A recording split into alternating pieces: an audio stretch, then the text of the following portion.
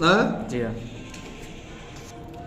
कहा कि नमे समयिता कोपी भारत से तुर्वी माँ शुचः नंदस्य भवने कोपी बालो अस्त्यद्भुत पौरुषः। कहा कि हे पृथ्वी, जी मेरे भार का समन करने वाला यहाँ कोई नहीं है। पृथ्वी पर जब जब पापियों का वर्चस्व होता है तो पृथ्वी उनके भार से दबी रहती है। तो उसी समय कह रहे हे पृथ्वी, मेरे भार को समन करने वाला यहाँ पर कोई नहीं है, क्योंकि इस बात को सोच करके तुम शोक मत करो। माँ शुचः, मतलब इस बात को सोच करके तुम शोक मत करो। नंदस्य होने को भी, बाबा नंद के घर में कोई अद्भुत बालक, पुरुषार्थशाली जो बालक है वह है, इसीलिए क्या नाम से वह तुम्हारे भार को अवश्य ही समन करेगा। तो अत्र जो अस्ति सते भारस्य समयितेति बुध्यते, अर्थात यहाँ पर जो बालक है वह तुम्हारे भार का समन करने वाला है, यह आकांक्षा बस ऐसी प्रतीति होती है। समझ रहे कि नहीं जी? तो यहाँ पर यह और तत् नहीं है, लेकिन आकांक्षा बस यत और तत् का क्या नाम से बोध होता है, तो आकांक्षा बस प्रतीति होती है। यद्यद् विरह दुखम में तत्को वा बहिष्यति, जो जो मेरा दुख विरह दुख है वह कौन दूर करेगा। कह रहे कोई कि जो जो मेरा विरह दुख है, पति के वियोग में मेरा जो दुख है उसको कौन दूर करेगा। तो यहाँ जो है तो इत्रैको यत् शब्दः साकांक्षित न वाच्यम तथा ही यद् यत् इत्यनेन केनचित् रूपेण स्थितं सर्वात्मकं वस्तु विवक्षितं तथा भूतस्य तत्शब्देन परामर्शा एवं मन्ये श्यामपि वाक्यगतत्वेन उदाहरणं बोध्यव्यम। तो यहाँ पर जो विधेय बोधक तत्शब्द जो है वह एकमात्र होने से एक यत् शब्द का में ही साकांक्ष है। यहाँ तो यत् शब्द दो बार है, समझ रहे हो नहीं, अतः दोष है। तो ऐसा नहीं होना चाहिए, क्योंकि प्रथम चरण में यद यद दो जो पद हैं उनके द्वारा समस्त दुखों का यत् शब्द से यहाँ परामर्श है उसका, ठीक है, यत् शब्द के द्वारा उसका परामर्श है, अतः निराकांक्ष होने से दोष नहीं हुआ। इसीलिए अन्य दोषों को भी वाक्यगत उदाहरण समझना चाहिए। अब पदांश में श्रुति कटुत्व, अब ये वाक्यगत दोष खत्म हो गया, पद के अंशों में भी दोष होता है, ठीक है। तो कहा तदगच्छ सिद्धे कुरुदेव कार्यम, इस कारण से सिद्धि के लिए जाओ और देव कर्म को देव कार्य को करो। तो तदगच्छ सिद्धे है ना, तो यहाँ ध्यय जो है, ध्यय ये पदांशगत श्रुति कटुत्व दोष, सुनने में श्रुति कटुत्व तो लगता है ना, तो ये पदांशगत श्रुति कटुत्व दोष है। दूसरा है अत्र मत्ता शब्द क्षीवार्थे धातु मत्ताम गिरिर्धत्ते, पर्वत धातु युक्तता, धातु मत्ता को धारण करता अर्थात धातु युक्तता को धारण करता है। अत्र मत्ता शब्द क्षीवार्थे निहिता, यहाँ पर धातु मत्ताम से मत्ता शब्द जो है स्त्री अर्थ में प्रसिद्ध है। किस अर्थ में है? स्त्री अर्थ। लेकिन धातु मत्ता अर्थात धातु युक्तता अर्थ में अप्रसिद्ध होने के कारण निहितार्थता दोष है, ठीक है, प्रसिद्ध स्त्री अर्थ में है, लेकिन धातु युक्तता अर्थ में जो है इसका क्या नाम से अर्थ होने से अप्रसिद्धि होने के कारण निहितार्थता दोष है। अच्छा, वर्ण्यते कि महासेनो विजय जस्य तारक है। कहा कि कार्तिकेय, भगवान के पुत्र थे कार्तिकेय, कहा कि कार्तिकेय का क्या वर्णन किया जाए, जिनका तारकासुर जिनका जेतव्य है, जिनके लिए तारकासुर जिनके लिए जेतव्य है। यहाँ विजय, इसमें जो है विजय में कौन है? कृत्य प्रत्यय है, तो यद प्रत्यय अक्ता प्रत्यय के अर्थ में जो है वह अवाचक है। क्या है? अवाचक। अत्र विजय यदि कृत्य प्रत्यय अक्ता प्रत्यार्थ है अवाचक है। अक्ता प्रत्यय के अर्थ में अवाचक, अवाचकत्व दोष है। पाणी पल्लव पेलवः, इसमें क्या है? पाणी पल्लव पेलवः, हाथ पल्लव के समान कोमल है, ठीक है जी। हाथ जो है पल्लव के समान कोमल है, ठीक है। पल्लवम किसलयम पेलवा कोमलः, तो कहने का मतलब यह है कि हाथ पल्लव के समान। यहाँ पेलव शब्द जो है पहले 2 अक्षरों में लज्जा व्यंजक है, ठीक है ना जी। तो अश्लीलता प्रकट होती है, तो अश्लीलत्व दोष है। बात समझ गए कि नहीं? जी संग्रामे नीतासुरा वाचो वाणत्वमागता। जी। युद्ध में मारे गए जो वीर है बचो वाणत्व माने गिरवाण, गिरवाणत्व को प्राप्त हुए। युद्ध में मारे गए जो लोग हैं वो गिरवाणत्व को प्राप्त हुए। यहाँ पर वचा शब्द जो है, अत्र वचा शब्द से गी शब्द वाचकत्व नेयार्थत्व, यहाँ वचा शब्द जो है गी शब्द के वाचकत्व में रूढ़ी और प्रयोजन न होने से यहाँ पर नेयार्थ दोष है। भाई रूढ़ी अथवा प्रयोजन होगा तो लक्षणा हो जाएगी, लेकिन रूढ़ी और प्रयोजन का अभाव है इसलिए नेयार्थ दोष है, ठीक है जी। वैसे वहीं पर बाण के स्थान पर तथा तत्रैव बाण स्थाने सरिति पाठा, बाण के स्थान पर सर ऐसा पाठ करने में भी वही दोष है। तो कहा कि अत्र पदद्वयम् न परिवृत्ति सहम, यहाँ 2 पदों का परिवर्तन नहीं सहा किया जा सकता, क्योंकि गिरवाण पद में घी और बाण ये दोनों पद परिवर्तन को नहीं सह सकते, नहीं तो गिरवाण ही नहीं बनेगा। गी के स्थान पर सर लिख दोगे तो गीसर बन जाएगा ना जी। हाँ। और जलधि में जलधाद्यादव तो उत्तर पदम, जलधि में धी जो है परिवृत्त सा नहीं है, क्योंकि धी को अगर कर देंगे तो जल्दी नहीं बनेगा, धी को परिवर्तित कर देंगे जलधि नहीं बनेगा। वाडवानल में पूर्व पद वाडव शब्द जो है वो प्रवृत्ति परिवर्तन को नहीं सह सकता है, ठीक है। वाडवा नलादव पूर्व पदम, ठीक। एवं अन्य पिता संभव पदांश दोषाह गया, इस तरह से अन्य जगहों पर जो संभव पदार्थ दोष हैं उनको भी जान लेना चाहिए। निरर्थकत्वादीनां त्रयाणां च पदमात्रक तत्त्वेनैव लक्ष्ये संभवः, कहा कि यहाँ निरर्थकत्व, असमर्थत्व, चित्त संस्कारत्व ये तीनों दोष पदमात्र में ही रह करके लक्ष्य के उदाहरण के रूप में बताए जाते हैं, ठीक है।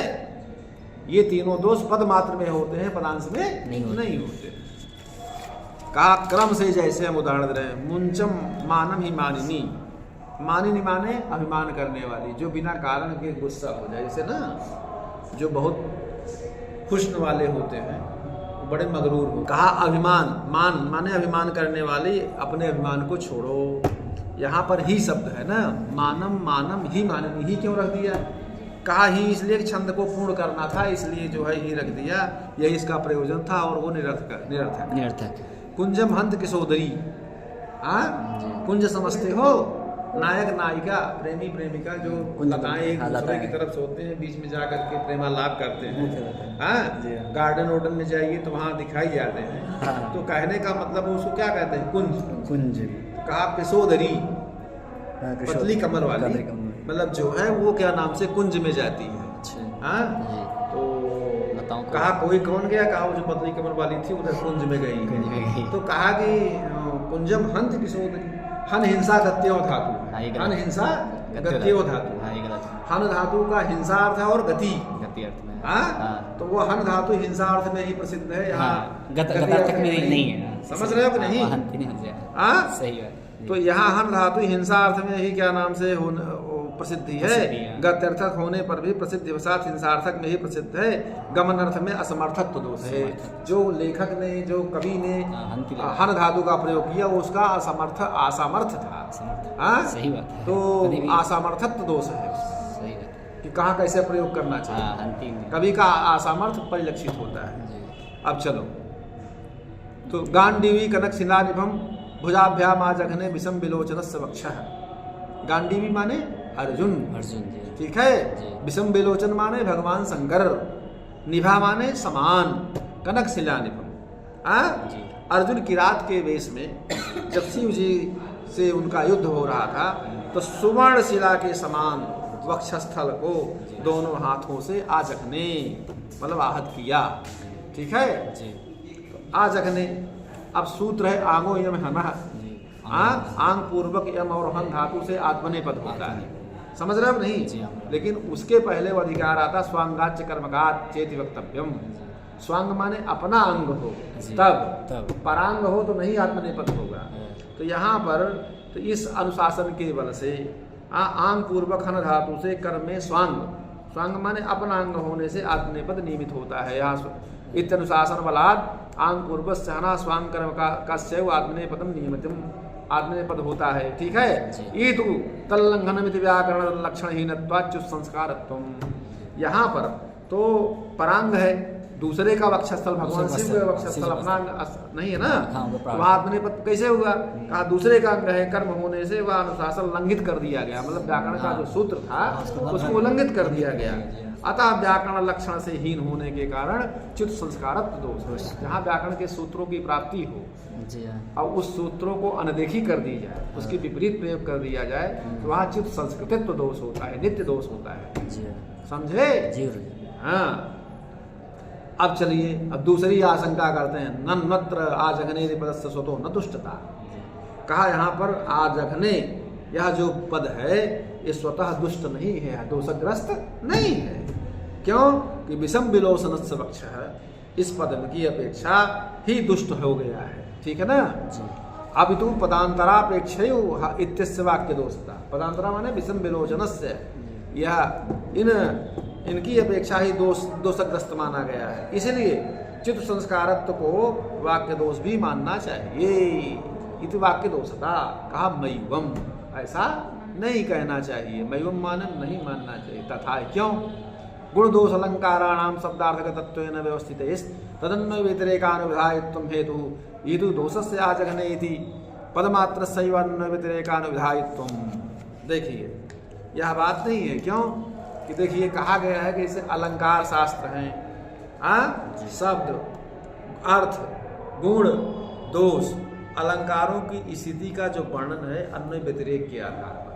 वो क्या है? अन्वय, जिसके रहने पर जो हो वो अन्वय, जिसके न रहने पर जो न हो वो व्यतिरेकी, जिसके अभाव में जो अभाव,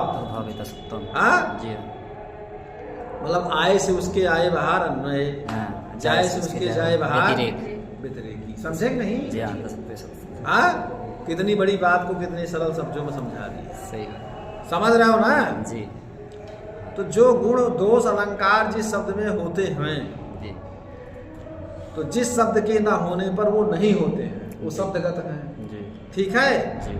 और जिस अर्थ के रहने पर और न रहने पर न होते हो वो अर्थगत, क्योंकि वहाँ अर्थ की प्रधानता है। जहाँ शब्द के न रहने पर शब्द न हो तो शब्द की प्रधानता, जहाँ अर्थ के रहने पर वो अर्थ न हो वो अर्थ की प्रधानता। समझ रहे हो नहीं जी? तो यहाँ जो दोष आजघने पद मात्र के अन्य व्यतिरेक से ही संबंध है, क्योंकि आजघने पद के रहने पर ही दोष की सत्ता, अन्वय उस पद के अभाव में दोष का अभाव या व्यतिरेक है। समझे कि नहीं जी?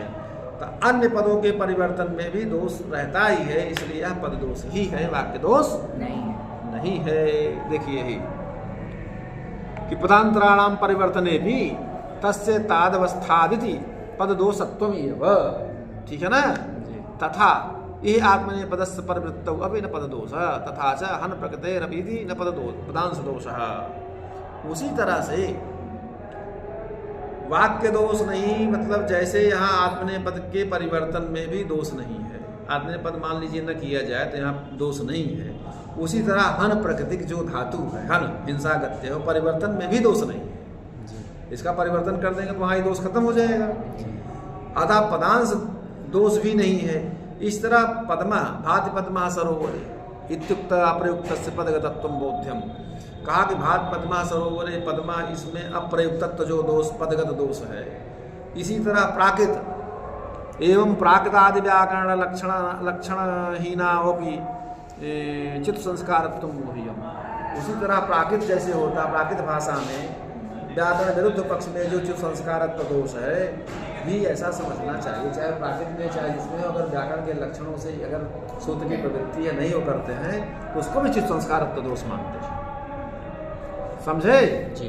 ये तो शब्दानाम सर्वथा प्रयोगाभाव असमर्थत्व। यहाँ पर शब्दों का सर्वथा प्रयोग न करके न होने पर असमर्थत्व दोष, जैसे कुंजमहंती किशोदरी, अल्प प्रयोग में निहितार्थत्व दोष, जैसे धातुमत्ताम गिरिर्धत्ते, निहितार्थ दोष अनेकार्थक शब्द में रहता है। अप्रतितत्व योगेन दलिता सभा, एक अर्थक शब्द भी सर्वत्र प्रयोग न होता रहता है तो अप्रयुक्तत्व एक अर्थक शब्द में भी रहता है। जैसे देखिए शब्दानाम सर्वथा प्रयोगाभाव असमर्थत्व, विरल प्रयोग है निहितार्थत्व, अगर एक में ही इसका प्रयोग है तो निहितार्थत्व दोष है।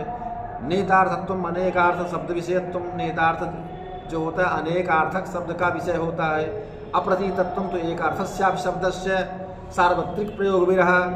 कहा कि अप्रतीतत्व दोष अनेक अर्थों में होकर के जहाँ सार्वत्रिक प्रयोग का अभाव हो, एक ही प्रयोग में एक ही शास्त्र में हो, ठीक है, उसको अप्रतीतत्व कहते हैं। अप्रयुक्तत्व में एक अर्थ शब्द विषयत्व है। तो कहने का मतलब ये है, तो इस तरह से असमर्थत्व अनेकार्थ विषयत्व में अर्थ का अवाचक है। असमर्थत्व में दिन आदि जो पद है वो प्रकाशमय अर्थ का अवाचक है। दिन चूंकि वह कोश में नहीं होता है। इस प्रकार दोष में परस्पर भेद है, दोनों के परस्पर दोषों में हर दोषों का अलग अलग भेद है। अब देखिए, एवं पद दोष सजातीया वाक्य दोषा उक्ता संप्रतत विजातीया उच्यन्ते। कहा कि अब पद दोषों को सजाती वाक्य दोष कहे गए हैं, अब पद दोषों के विजातीय वाक्य दोष को भी हम कह रहे हैं। समझ रहे हो ना जी। अब इसको कहें कि ना कहें? कितने दोष हैं? चलिए, वर्णानाम प्रतिकूलत्वम लुप्ता हद विसर्गते अधिक न्यून कथित पदता हदवृत्तता पतत प्रकर्षता संधौ विश्लेष अश्लील कष्टता अर्धांतरिक पदता समाप्त पुनरातत्तता भुवनमत संबंधा क्रमामत परार्थता वाच्य सेवन विधान न भग्न क्रमता तथा त्यागा प्रसिद्धे रस्थाने न्यासापद समासयो संकीर्णता गर्भिता दोषा शिववाक्य मात्रका। संकीर्णत्व गर्भित्व ये दोष केवल वाक्य में ही रहते हैं, पदादि में नहीं रहते हैं। समझ रहे हो नहीं? इतने हैं, हम इसको कल करेंगे, इसके बाद आगे वाला कल करेंगे। ठीक है? ठीक। हाँ, ठीक।